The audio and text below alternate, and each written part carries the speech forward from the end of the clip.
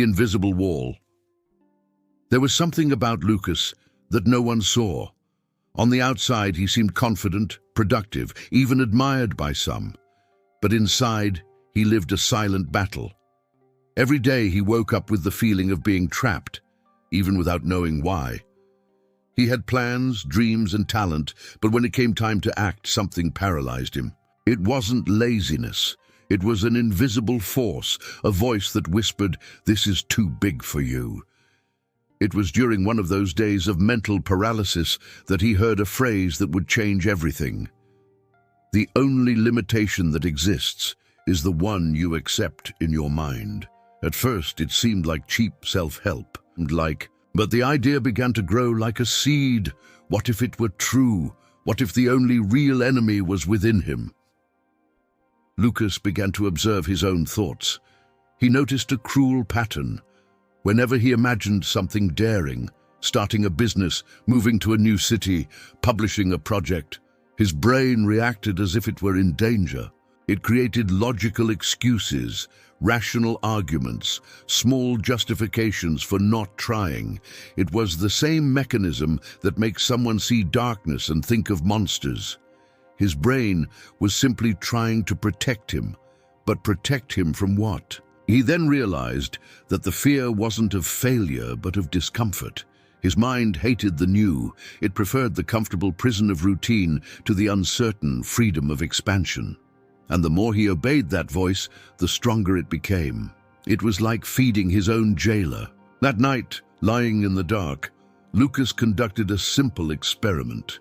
He closed his eyes and visualized what would happen if nothing changed, if he continued to obey the limitations. The image was brutal. He saw himself growing old with the same frustration, looking back and saying, "I could have tried."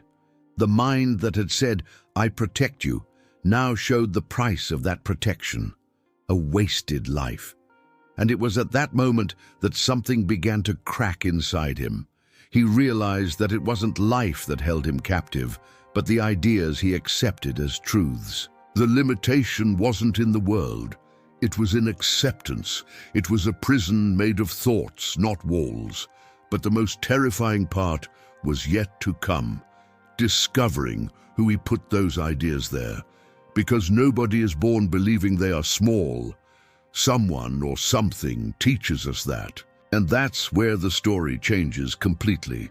In the second part, The Architect of Limitation, where Lucas begins to understand that his mind has been programmed, and that this programming can be rewritten. The Architect of Limitation. For years, Lucas believed his fears were natural, part of his personality. But the more he studied human behavior, the more he realized that nothing in the mind is entirely natural. Everything is learned, conditioned, repeated until it becomes automatic.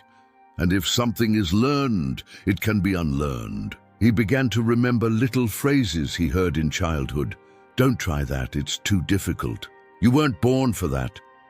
Better not risk it." They were innocent phrases, said by people who loved him, but which unintentionally planted seeds of limitation. The mind, especially that of a child, records everything without filter, and thus the invisible architect is born, the set of beliefs formed by the voices of the past. Every time Lucas doubted himself, he heard those voices echoing, disguised as prudence. The architect didn't shout, he whispered logically. "If no one in your family could do it, why could you? And if you fail, what will they think?" That's how he built, brick by brick, the walls of his mental prison. That's when Lucas had a disturbing idea. If the mind was a construct, perhaps it was possible to find the original map, the founding beliefs, those that underpinned all the others. He began to write. Every fear, every justification, every limiting thought. Next to it, a question: whose voice is this? The result shocked him. More than half of the thoughts guiding him weren't even his own. They were echoes from school, parents, friends, society. His mind was a mosaic of influences. And worse, most of these voices came from people who were also trapped in their own limitations. The architect wasn't a villain, but a mirror of the collective. That night, Lucas understood something essential. Limitations are inherited, but freedom is chosen. While you repeat the truths of others, you live their lives, not your own. To be free, you must first dismantle what has been built unconsciously. He closed his eyes and asked himself a question. Who would I be if I had never believed that I was small? The silence that followed was deafening. For a few seconds, he felt a strange expansion, as if something inside him were opening up. It was a glimpse of freedom, pure and light. But then, something unexpected happened. An old, almost forgotten thought resurfaced with force. A childhood memory, a promise he made to himself when he was only 8 years old. Something he had erased, and which now returned with frightening clarity. It was the key to everything. But he didn't know yet. And this is where the story takes a turn. The childhood pact, where Lucas discovers that his greatest limitation stemmed from an unconscious decision made years ago, and that it still controls his life. The childhood pact. It all starts too early. Before you even understand what fear is, someone has already taught you to have it. Before you dream of freedom, someone has already shown you the weight of you can't. It is at this silent point in childhood that the pact is sealed, the unconscious agreement to accept limits that are not your own. A pact made with glances, reprimands, and innocent phrases that carry centuries of conformity. Boys don't cry. Girls should be well behaved. Dreaming big is dangerous. Each of these sentences imprints a code on the subconscious, shaping what you believe to be possible. And the cruelest part is that we grow up believing that we were the ones who chose these boundaries. On the screen of memory, scenes repeat themselves like an old film. The moment you first fell silent to avoid being judged, the day you doubted yourself because someone laughed at your dream. These are small cuts that, added together, create the invisible armor of the adult disconnected from their essence. Childhood gives us the imagination to fly, but learned fear teaches us to crawl. And then we grow up, calling what is in fact surrender realism. That innocent pact becomes an elegant prison disguised as prudence. How many times have you heard your mind repeat the voice of an adult from the past? How many decisions have you made not by choice, but out of fear of disappointing someone who is no longer present? The pact remains active until the day you decide to break it. Breaking that bond is an act of spiritual courage. It's looking inward and saying, that voice isn't mine. It's recognizing that what limits you isn't the world, but the echo of old voices that still whisper inside your head. When you rescue the child who believed it was possible to fly, something sacred happens. The mind becomes a fertile field of possibilities again, not a graveyard of interrupted dreams. The pact of childhood is not destiny, it's merely a psychological contract that can be torn. You are not the fear you learned. You are not the guilt you inherited. You are the creator who forgot their own power. When you revisit the past and decide to rewrite that story, the impossible becomes a choice again. Because in the end, growing up isn't about distancing yourself from the child you once were. It's about freeing them so they can guide you back to what has always been true, the absence of limits within the awakened mind. The invisible enemy. The internal dialogue that sabotages your flights. The real battlefield has never been out there. It has always been inside your head, silent, calculating, repeating the same phrases in voices that sound like your own. It's the invisible enemy, the internal dialogue. It's not the world that prevents you from acting. It's the conversation you have with yourself before you try. What if it goes wrong? What if I'm not good enough? What if people laugh? These questions don't come from the present. They are ancient echoes, recycled from every failure that fear has registered like a mental tattoo. And the brain, true to its programming, tries to protect you from all known pain. The problem is that in trying to protect you, it prevents you from living. Imagine a bird that has learned that the sky is dangerous. Every time it tries to fly, it hears within itself the sound of a fall that has already happened. It doesn't realize that now it has stronger wings, that the wind has changed, that time has passed. The mind is like that when it believes too much in its memories. It transforms the past into the future and life into repetition. The most extraordinary people in the world, from Elon Musk to Oprah, from Steve Jobs to Nelson Mandela, have had to fight this internal battle. All of them, at some point, heard the voice that said, "You won't succeed." The difference is that they chose not to believe it. They understood that the internal dialogue isn't the truth. It's merely a reflection of fear. And fear, when faced head-on, dissipates like mist under the sun. Science has already proven that thoughts generate real chemical responses. When you repeat a doubt, your body reacts as if the danger were physical. Adrenaline, tension, withdrawal. The mind creates an imaginary enemy, and the body fights against phantoms. That's why many live tired without knowing why. They spend their lives fighting battles that don't exist. But there's a secret that YouTube's top-viewed creators have understood and turned into art. Vulnerability is power. When a creator talks about their pain, fears, and setbacks, they don't lose authority. They gain humanity. And that humanity breaks the cycle of the invisible enemy. Because the moment you talk about fear, it loses control over you. The first step to winning this mental battle is not to silence the negative voice, but to listen to it consciously. Observe without judging. Understand that it speaks from an old place. And then, calmly, replace fear with curiosity. What if it works out? The invisible enemy doesn't disappear. It learns to respect those who observe it without surrendering. Every limiting thought is merely an invitation to remember who you are before the beliefs, before the falls, before the voices. Flight doesn't depend on the wind, but on the courage to ignore the inner noise that insists you weren't born to fly. Because the truth is simple and brutal. You always had wings. You were just listening to the wrong noise. The awakening, when you realize there was never a prison.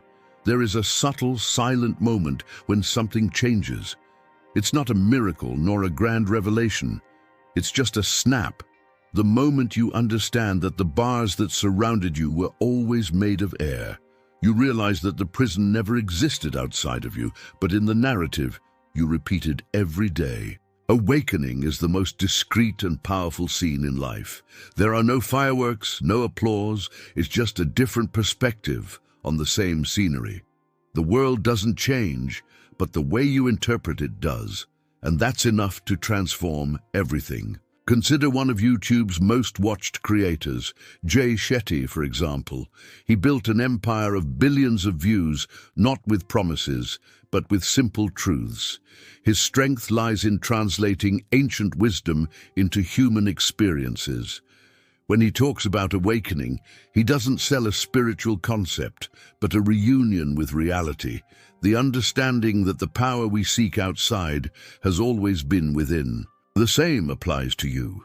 When you stop resisting fear and begin to observe it, something reverses. The mind, which was once the enemy, becomes an ally. You begin to use thought instead of being used by it. Anxiety, once a constant noise, becomes merely a reminder that you are alive, and the past ceases to be a sentence. It becomes simply history. Awakening is realizing that what held you back was the need for control, that insecurity is just the echo of an ego trying to predict the unpredictable, that freedom isn't about doing what you want, but about not being a slave to your feelings. When you understand this, you finally see your mind as an instrument, not as your identity. And that's where the most beautiful irony of all arises. You have always been free. From the beginning, every "I can't," every "I can't do it," every "I'm not capable" were just phrases that gained the weight you chose to give them. Awakening is the moment you return that weight, when you realize that the only limitation that existed was the one you accepted as truth. From this point on, the world remains the same, but the traveler is different. Reality ceases to be a mirror of fear and begins to reflect awakened consciousness. You stop chasing peace and start walking within it. True liberation is not about escaping the mind, but understanding that you were never truly imprisoned by it. What limited you was the dream of limitation, not reality. Awakening is waking up from that dream. It's remembering that every pain was a teacher, every fear a map, and every limit an illusion. When you arrive here, there is nothing left to seek, only to live with presence, lightness, and purpose. Because the ultimate secret is simple and immutable. The only prison that exists is believing that there is still something to be freed from. The mind as a battlefield, where limitations are born and die. The real battle of life doesn't happen in the outside world. It's fought within the mind. It's there that beliefs, fears, dreams, and the invisible barriers that shape everything you do are born. When someone says that the only limitation that exists is the one you accept in your mind, they are stating something profoundly true. The limit is not what the world imposes, but what you believe to be impossible. From an early age, society, family, and negative experiences plant seeds of doubt. You can't do it. This is too much for you. Better be realistic. These phrases, repeated and internalized, become mental walls, and the more we believe them, the more real they become. The mind is like a mirror. It faithfully reflects what you project. If you see yourself as small, the world will seem insurmountable. But if you see yourself as capable, the impossible begins to seem like just a temporary challenge. Neuroscience shows that repeated thoughts create neural pathways. In other words, the more you feed a limiting belief, the more the brain reinforces it. On the other hand, when you decide to break this cycle and start affirming new possibilities, I can do it, I am enough, new connections are formed, opening space for different behaviors and results. This is how the mind ceases to be a prison and becomes a springboard. True freedom is born when you understand that control lies within, not without. The world doesn't change when you complain, but when you decide to change your way of thinking. Fear, doubt, and self-sabotage are merely shadows that disappear when the light of consciousness is turned on. Everything that binds you is in your mind, and everything that sets you free is too. The mind is the battlefield where you win or lose, even before you act. If you believe you are capable, circumstances bend to your determination. If you believe you are small, the universe confirms that limitation. Therefore, liberation is an internal act. It's about reprogramming thoughts, eliminating inherited beliefs, and rebuilding your own identity. The only real limitation is the one you accept as truth. When you decide not to accept it anymore, no power greater than this can stop you. The invisible liberation. The silence after the storm is different. It's not empty. It's full. It's the kind of silence that only exists when the inner noise subsides. And it was in that silence that everything began to make sense. Throughout your journey, you believed you were fighting against the world, against the system, circumstances, people, fate. But now, looking back, you realize that none of that was real. The war was always internal, and the battlefield the same as from day one, your mind. The mind is a factory of realities. It takes thoughts and transforms them into experiences. What you believe, you live. What you fear, you attract. What you doubt, you paralyze. Not because there's magic in it, but because the brain is literal. It seeks to confirm everything you believe to be true. If you believe yourself to be small, you will live like someone who asks for permission. If you believe you are limited, you will see barriers everywhere. But if you believe yourself to be limitless, each obstacle becomes just a part of the journey, not the end of it. That's the difference between those who awaken and those who remain asleep within their own minds. Those who awaken are not those who have learned the most. They are those who have unlearned fear. They have torn up old pacts, silenced the invisible enemy, and realized that the prison never had locks. It was just an idea. The story of great people, from Mandela to Jobs, from Oprah to Musk, is always essentially the same. They all broke free from mental limitations before breaking into the world. Mandela spent 27 years in prison, but never saw himself as a prisoner. Jobs was fired from his own company, but never considered himself a failure. Oprah was rejected as a presenter, but never believed that defined her worth. They all understood the same universal principle. External reality is a direct reflection of internal belief. And that's the turning point, the plot twist of your own life. You're not the character suffering through the plot, you're the author writing it. And when you realize that, you understand that you've always had the power to edit the pages. The pen has always been in your hand, only forgotten under the weight of others' opinions and inherited voices. But awakening is not the end of the story. It is the beginning of consciousness. Now the question is, what will you write? Perhaps your mind will try to pull you back like an old addiction. It will repeat the same old phrases. This is risky. It's too late. You can't do it. And that's okay. Don't fight it. Observe it as one sees the echo of distant thunder. The thunder has no power after the storm has passed. It only sounds loud because fear still wants to be heard.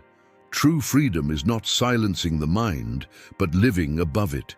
It is being the serene observer who listens, understands, and yet chooses to act. It is what monks call the silent witness, the point where thought happens but does not dominate, where fear screams but you smile, where doubt arises but does not decide. This is the state of consciousness that transforms lives. It's the moment when a human being stops reacting and starts creating. When the energy that once fueled fear is transformed into presence, clarity, and direction.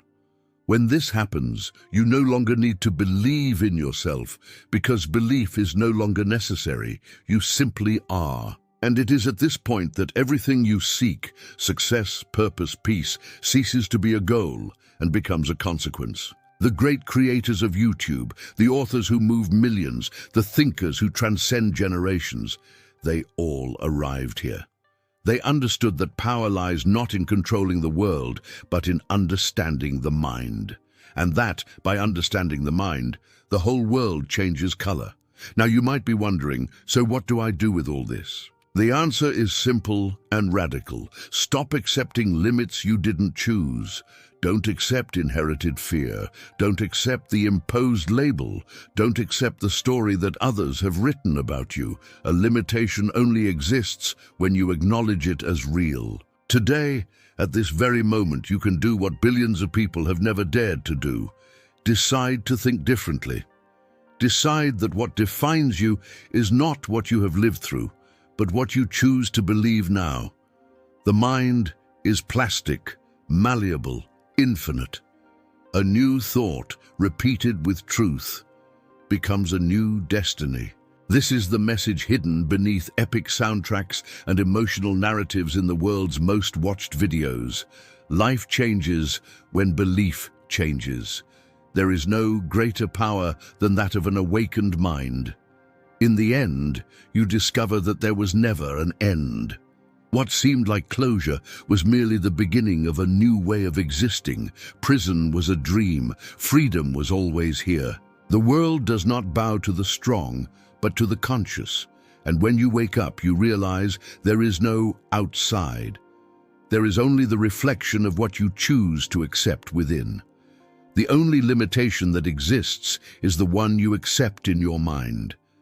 And now that you know this, the question that echoes is, what will you create with this freedom? If this message resonated with you, don't keep it to yourself. Share it, because every person who awakens changes the field of consciousness around them. Subscribe, activate the bell, and continue this journey with me. Because in the next stories, we'll go deeper into the invisible power of thought, the creative mind of reality, and the awakening of those who choose to live without limits.